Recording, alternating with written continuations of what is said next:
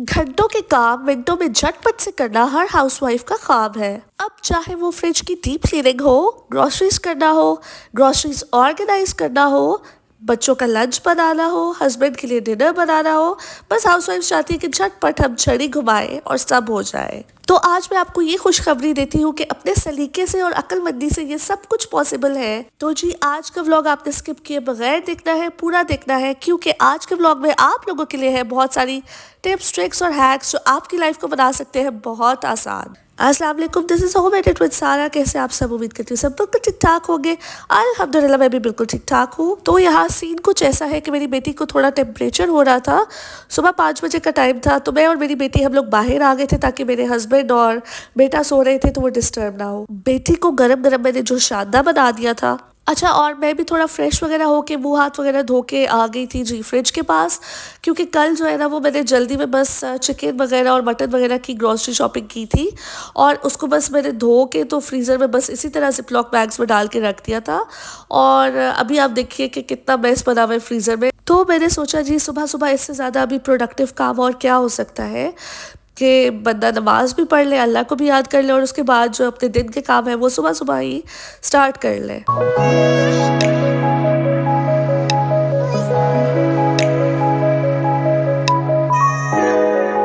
अच्छा, यहाँ मैंने जल्दी जल्दी फ्रीज़र से सब कुछ निकाल के बाहर रख दिया, जितनी भी चीज़ें मैं कल लेके आई थी।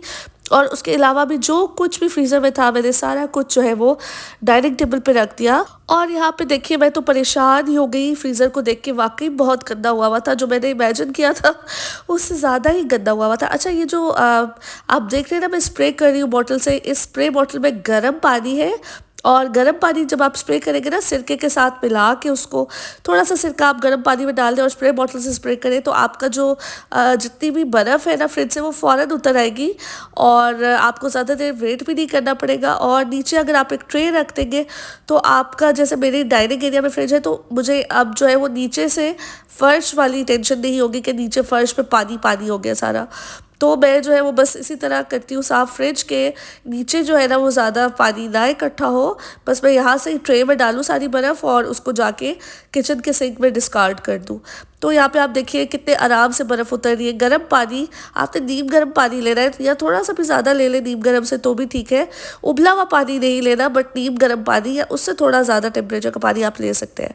तो देखिए जी माशाल्लाह कितना प्यारा साफ़ हो गया और मुझे हार्डली 15 मिनट्स लगे होंगे इस फ्रिज को इस तरह साफ़ करने में। ये जो बॉटल वाला हैक है ना, ये आप ज़रूर ट्राई करें। इससे फ्रिज जो है ना वो फ़ौरन बर्फ़ उतार देता है अपनी और फ़ौरन ही जो है ना वो स्मेल भी गायब हो जाती है सिरके की वजह से और आपका फ्रिज जो है ना वो फ़ौरन सेट हो जाता है। अच्छा, बेटी मेरी जो है वो फिर सो गई थी जो शादा पी के माशाल्लाह, और मैं जो है मैंने कहा चलो अब फ्रिज को लगे हाथों पूरे का पूरा साफ़ कर ही लूँ। तो ऊपर वाले खाने में आप देख सकते हैं मैंने सारा चिकन, बीफ, मीट वगैरह रख दिया है। नीचे वाले खाने में उससे जो मिडिल वाला खाना है उसमें सारी स्नैक्स वगैरह है और उससे नीचे वाले में जो है वो डेयरी प्रोडक्ट्स, चीज़ वगैरह है और कुछ समोसा पट्टी, रोल पट्टी वगैरह, और साइड पे जो है वो सारी कटी हुई वेजिटेबल्स है और ऊपर उसके जो है वो कुछ नगेट्स वगैरह रखे हुए हैं। और नीचे फ्रीज़र को भी मैंने थोड़ी बहुत सफाई कर दी थी। ये देखिए जी माशाल्लाह फ्रिज जो है वो आपका 15 मिनट के अंदर अंदर चमक धमक गया है। अच्छा, यहाँ मैं अपने बेटे के लिए लंच बना रही थी, मिनी पिज़्ज़ाज़, और साथ ही ब्रेकफास्ट में भी उसको रात में ही उसे फरमाइश कर दी थी कि मैं सुबह नाश्ते में भी जो है ना वो मिनी पिज़्ज़ाज़ ही खाऊंगा। तो मैंने पहले से ही जो वो पिज़्ज़ा पेस्ट भी तैयार करके रखी हुई थी फ्रीज़र में, चीज़ भी श्रेडेड पड़ी हुई थी फ्रीज़र में, इवन चिकन टिक्का टॉपिंग्स भी मैं खुद होममेड बना के रखती हूँ फ्रीज़र में, रैप्स, सैलेड्स, पिज़्ज़ाज़ वगैरह के लिए।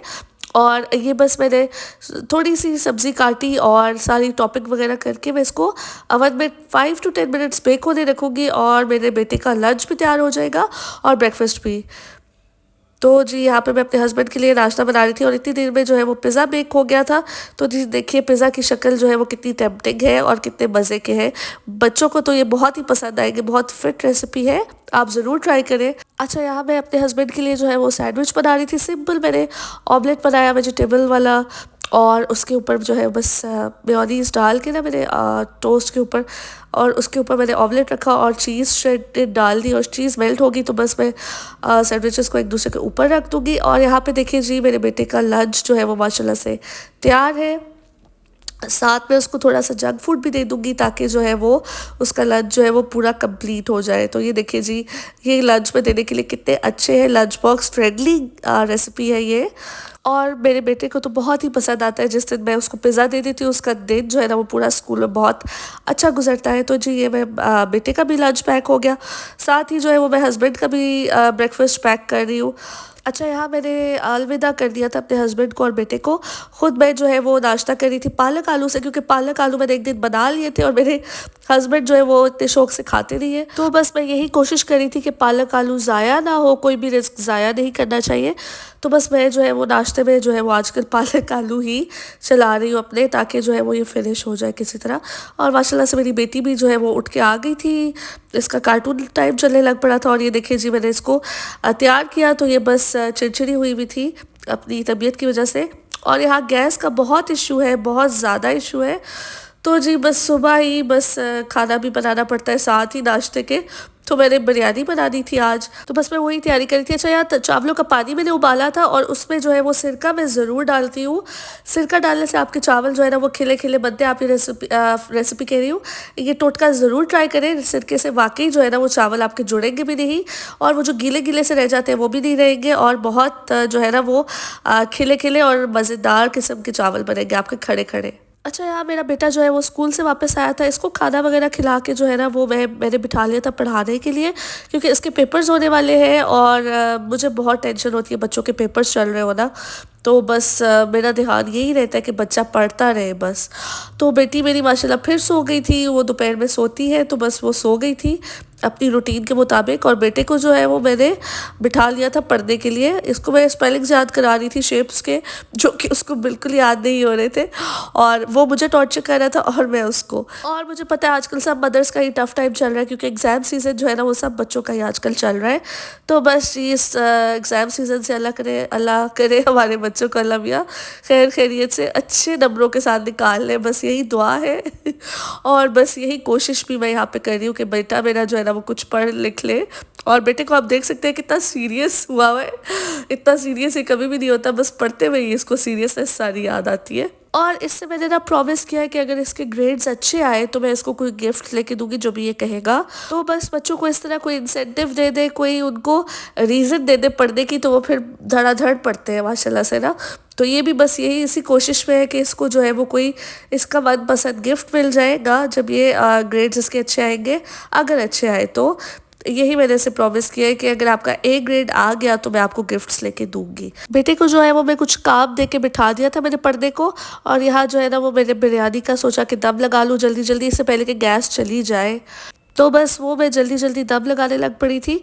और आप देख सकते हैं कि चावल जो है वो वाकई कितने खिले खिले हैं, और सिरका ज़रूर डाला कीजिए, बहुत वाकई बहुत अच्छा टेस्ट आता है। अच्छा, बिरयानी को तय लगाते हुए ना आप अचार डालें, जो क्रश्ड पिकल होता है, वो बहुत मज़े का उसका टेस्ट आता है, बिल्कुल बाज़ारी बिरयानी तैयार होती है।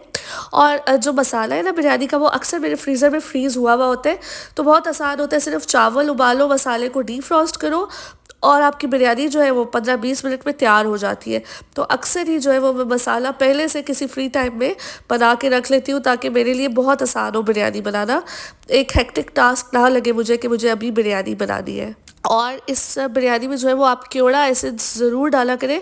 सबसे ऊपर वाली जो लेयर है ना टॉपिक की, उसमें आप केवड़ा एसेंस डाल दें, कुछ ड्रॉप्स डाला करें, बहुत ज़्यादा डालेंगे तो कड़वा हो जाएगा। लेकिन अगर आप उसको बस कुछ ड्रॉप्स डालेंगे तो उसकी जो अरोमा है और जो सेंट है वो बहुत अच्छा आएगा आपकी बिरयानी में, और आपकी बिरयानी जो है ना वो बहुत फिट किस्म की उसमें से फ्रेगरेंस और अरोमा आएगा। अच्छा, बिरयानी बनाने के बाद मैं दोपहर में चली गई थी ग्रॉसरी शॉपिंग करने। वहाँ मैंने कोई वीडियो नहीं बनाई, बस मैं घर ले आई थी, घर ला के मैंने सब कुछ निकाल के रखा। तो मैंने सोचा आपको दिखाऊँ कि ग्रॉसरीज जो है वो मैं ऑर्गेनाइज़ कैसे करती हूँ, झटाझट फटाफट कैसे इनको ऑर्गेनाइज़ करके अपने अपने ठिकानों पे लगा देती हूँ चीज़ों को। तो जी ये देखिए, अभी बहुत सारी ग्रॉसरी है जिसको ऑर्गेनाइज़ करना है, तो आप भी देखिए कि मैं कैसे करती हूँ, ताकि आपको भी आइडिया हो कि कैसे फ़ौरन फ़ौरन जो है ना वो ग्रॉसरी को ऑर्गेनाइज़ कर सकते हैं आप। अच्छा, सबसे पहले तो मैं ग्रॉसरी लिस्ट तैयार करती हूँ। ये सारी चीज़ें इनमें से वो है जो मेरे घर पे ख़त्म हुई थी, जो मैं लेके आई हूँ। एक भी चीज़ ऐसी नहीं है जो मैं एक्स्ट्रा लाई हूँ। मैं जाती हूँ अकॉर्डिंग टू माई लिस्ट, जो चीज़ मेरी लिस्ट में होती है वही चीज़ मैं लेके आती हूँ। उससे इधर उधर बिल्कुल नहीं भटकती, क्योंकि ऑब्वियसली फिर आपका बजट आउट होने के चांसेस बहुत ज़्यादा हो जाते हैं अगर आप हर चीज़ पे जो है वो झपटा मारेंगे कि ये भी लेनी है और वो भी लेनी है। तो इस तरह जो है ना वो अगर आप अपनी लिस्ट के अकॉर्डिंगली चलेंगे, जो चीज़ आपके घर में ज़रूरत है उसके अकॉर्डिंगली चलेंगे, तो आपकी जो है ना वो बजट भी ठीक रहेगा। अच्छा, यहाँ देखिए मैं बच्चों की जो कैबिनेट है उसमें गुडीज़ रख रही हूँ। जो भी उनकी स्नैक्स वगैरह है, जो भी गुडीज़ है वो इस कैबिनेट में मैं रख देती हूँ, ताकि जो है वो उनकी रीच में भी ना हो और मेरी रीच में आसानी से मैं निकाल सकूँ। अच्छा, बच्चों के लिए जो है वो ऑब्वियसली स्नैक्स के साथ पास्ता सेक्शन भी उनका फेवरेट होता है, मेरा भी फेवरेट है, तो मैंने उसको भी यहाँ पे बच्चों की गुडीज़ के साथ ऑर्गेनाइज़ कर दिया है। अच्छा, यहाँ पे देखिए ये बास्केट जो है, इस तरह की बास्केट्स, कंटेनर्स, कार्टन्स हर किसी के घर में अवेलेबल होते हैं। तो मैं जो है ना वो अपनी जितनी भी वॉशरूम की चीज़ें हैं, वो soap, shampoo, hand wash extra, dish wash soap, Surf वगैरह, जो भी एक्स्ट्रा चीज़ें होती है ना जो महीने में कहीं बाद में जाके यूज़ होनी होती है, वो मैं इसमें रख देती हूँ। तो जब भी फिर मुझे कोई चीज़ चाहिए होती है तो मैं इसमें से आराम से निकाल के यूज़ कर लेती हूँ। तो फ़िलहाल जो है वो मैं इस तरह बास्केट में सब कुछ ऑर्गेनाइज़ कर दूँगी। और इसको जो है वो, अब जी सर्दियों का सीज़न आ गया है और सूप जो है वो कौन नहीं पीता शौक से, और हम भी जी सूप पीने के शौकीन है, तो मैं सूप के लिए सॉसेस वगैरह लेके आई थी। और सॉसेस को मैंने इस तरह जो है वो एक ऑर्गेनाइज़र में रख दिया है सारों को इकट्ठे करके, ताकि मुझे ढूंढनी भी ना पड़े और मुझे पता हो कि एक ऑर्गेनाइज़र में मेरी सारी सॉसेस रखी हुई है। अच्छा, यहाँ पे देखिए ये इस ऑर्गेनाइज़र में पहले वाली ग्रॉसरी से ही कुछ चीज़ें बची हुई पड़ी थी। इसमें मैं क्रीम के पैकेट रख दूँगी इस तरह, ताकि ये जगह जो इसमें एक्स्ट्रा है वो फिल हो जाए। और साथ ही जो है वो इसमें चिकन क्यूब्स डाल दूँगी, ताकि जो है वो एक बॉक्स जो है वो पूरा फुल होके जो है वो कैबिनेट में आ जाए तैयार होके।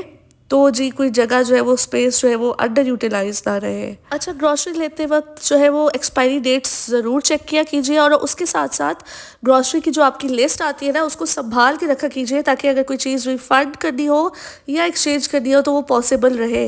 वरना रसीद के बगैर आपको पता है कि कोई चीज़ एक्सचेंज या रिफ़ंड नहीं होती।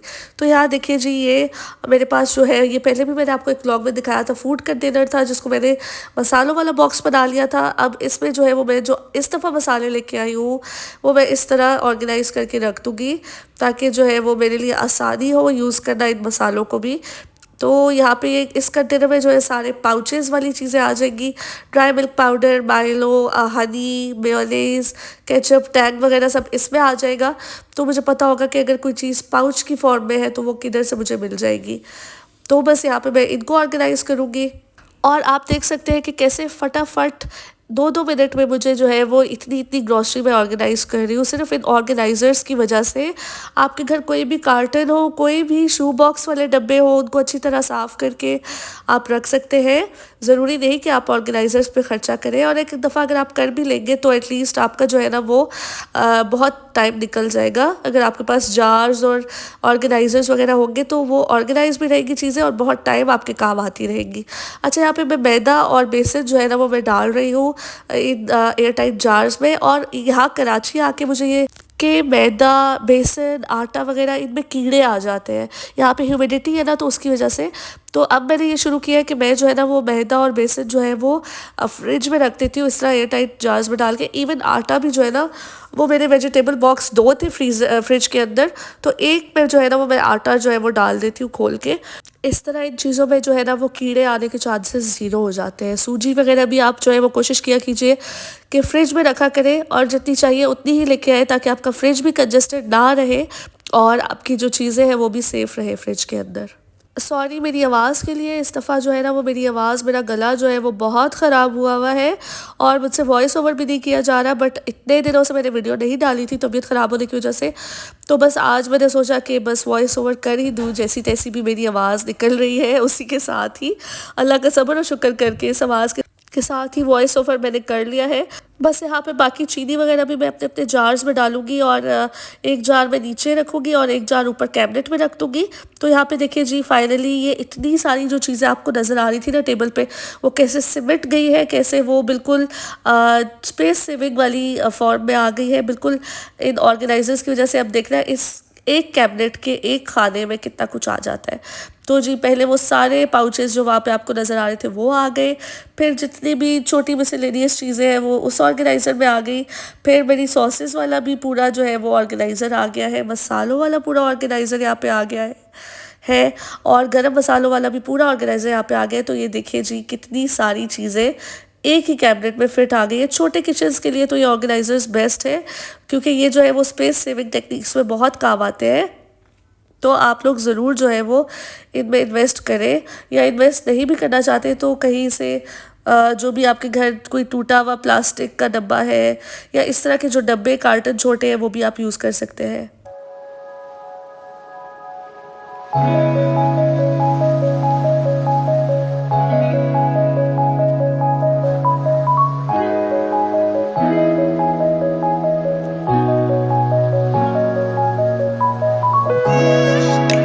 अच्छा, जो चावल और आटा है ना वो मैं इस तरह मेरे पास ये कंटेनर्स है बड़े, इसमें डाल देती हूँ आटा। पहले मैं इसमें डाल रही थी बट अब मैंने आपको बताया मैंने फ्रिज में रखना शुरू किया है आटा। बट ऑब्वियसली इतना आटा फ्रिज में नहीं आता, तो जो है वो जितना आटा आता है वो मैं फ्रिज में रख देती हूँ ताकि बार बार उसको छानना ना पड़े। तो जी और बड़ी वाली जो मेरी बकेट है आटे की वो ये है।